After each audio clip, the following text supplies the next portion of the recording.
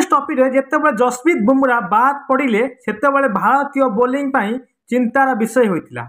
बुमराह बिना champions trophy रे भारतर bowling lineup केमिति संतुलित हम से कथा समस्त को घाइला करथिला। दल में मोहम्मद शामी थिले से आहत समस्या फेरी संपूर्ण भाव निर्भर करने मूड नथिला टीम मैनेजमेंट। यही समय टीम मैनेजमेंट और चयन कमिटी चमत्कार काम करथिला। चैंपियंस ट्रॉफी रे 15 जणिया स्क्वाड रे पंचम स्पिनर भाव रहस्यमय बोलर वरुण चक्रवर्ती की सामिल करथिला। यही योजना रे बेस रिस्क देइथिला कारण वरुण चैंपियंस ट्रॉफी पूर्व केवल 2टी दिनिकिया मैच खेलिथिला। इंग्लैंड विपक्ष 12 दिनिकिया रे से डेब्यू करथिले, तथापि तांकु चैंपियंस ट्रॉफी स्क्वाड रे रखा जायतिला।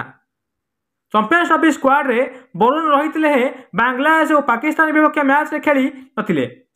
भारत ओपनर उभय मैच जिताई।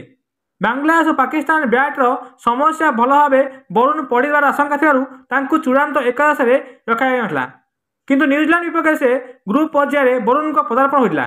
से हर्षित राणा बदल में चतुर्थ स्पिनर भाव चूड़ांत एकादश सामिल होते।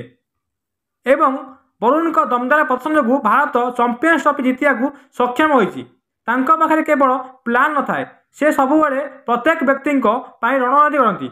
बैटर बॉल को केमी सामना कर नजर रखी से रणनीति प्रस्तुत करते एवं वरुण चक्रवर्ती बनीगले भारतर एक्स फैक्टर, जहाँफल कि भारत चैंपियंस ट्रॉफी 2025 जीति नहीं।